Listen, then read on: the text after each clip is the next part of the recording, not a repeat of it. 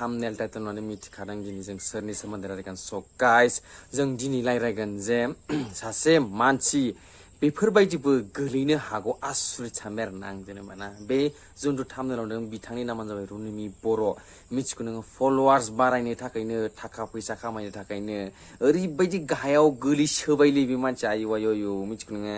dress फिसा फिसा गाननानै भिडिअ होनायखौथ' बाद हो मिथिगौ नोङो बहुत बुंबाय जों खिन्थु दायो बारांद्राय मा होनो फलोवार्सखौ बाराया नुबायदां फैसाफोरखौ इनकाम जाया नुबायदां दा मथथे डाइरेक्ट दुगैनाय मा होनो पार्ट 1 होननानै भिडिअ आपलोड होनो हाग्रा जालाय मिथिगौ नोङो आरो गाव दुगैनाय मिथिगौ नोङो बे भिडिअखौनो आपलोड होयो मिथिगौ नोङो दा जों माबा मोनसे बुंबाय बिनि दुगैनायनि भिडिअखौ हो दा जोंनिसो दाय जागोन मिथिगौ नोङो लोगोसे गाइस दिनै बिनि बे दुगैनाय भिडिअ मा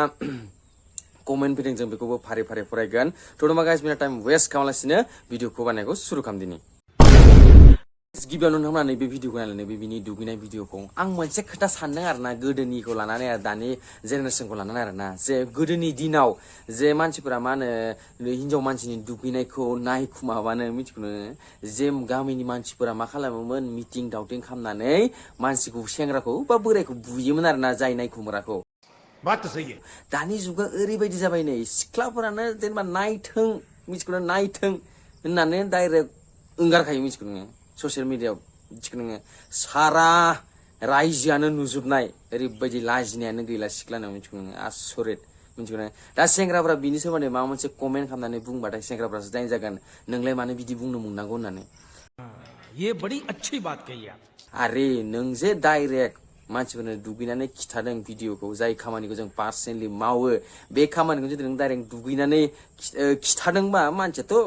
अपिनियनाथ' फैखागोन भाई गासिबो बुंखागोन नङा होमबा जे मानो बिदि खालामनांगौ बायदिसिना जाहाथा गाज्रि कमेन्टआव फैखागोन नङा होमबा आरो बिथाङा कमेन्टआवबो बिराद रायजादों ओरैबायदि खाथ्रा रायदों कमेन्टआव मानसिफोरा लोगोसे आरो बेखौ मानसिफोरा गाज्रि शब्द बाहायनानै राव बाहायनानै जे बेखौ कमेन्टआव बुंदों आरो ना स' गाइस थ' जों बिथांनि भिडिअ फैनाय माखासे कमेन्टखौ नायदिनि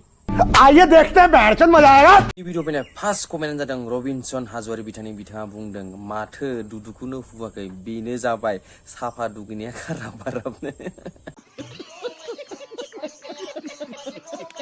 ब्लेक लावार बिथाङा कमेन्ट होदों जे बिराद मोजां कमेन्ट मिथिगौ नोङो जे बे बुंदों बिथाङा लं थं दुगैनांगौ खना साफा जाजोबोनो बे एक्चुअलि खिन्थु बे सैथो आरो ना आंनि हिसाबै खना साफा जामारो one of the best comments सबसे all time best comment आंनि हिसाबै बा मानो आं कमेन्टफोरखौ नायजोबदों ना स' बिनि गेजेरावनो सासे मानसि कमेन्ट होदों जे हुखुला जोबनांगौ ब्रा इल'नांगौबो फैयै जों जोबथा कमेन्ट फरायनोसै बिराद मोजां कमेन्ट मिथिगौ नों जे किबुआ साथाम खर' गोनां साइज बेखौ थिगखौनो होनो ना मानो होनबा खिथु गुवारना बेखायनो साथाम खर' गोनां साइज नुयो आरो ना मा बुंनो मानसिफोरनि मेगन बिराद खाट्रा मिथिगौ नोङो मा होनगोन दा बेखौ एक्सट्रिम मिसिङाबो हाया थ' गाइस माथो मावना जायो आं भिडिअखौ दिनैसावनो फोजोबसै बारा जेबो बुंबाय थाला मिथिबाय ना बिराद गाजा कमेन्ट फरायदों आं दिनै मिथिबाय ना स' गाइस दिनै भिडिअखौ आं एसेबां फोजोबसै नोंथांमोना भिडिअखौ मोजां मोनोबा लाइक कमेन्ट शेयार खालाम लोगोसे चेनेलाव गोदानबा साबसक्राइब खालाम लोगोसे बे भिडिअखौ ओरैबायदि शेयार खालाम जाहाथे बे रुनुमि बर' बिथाङा नुयो स' गाइस दिनै भिडिअखौ एसेबां फोजोबबाय टाटा बाय बाय गुड नाइट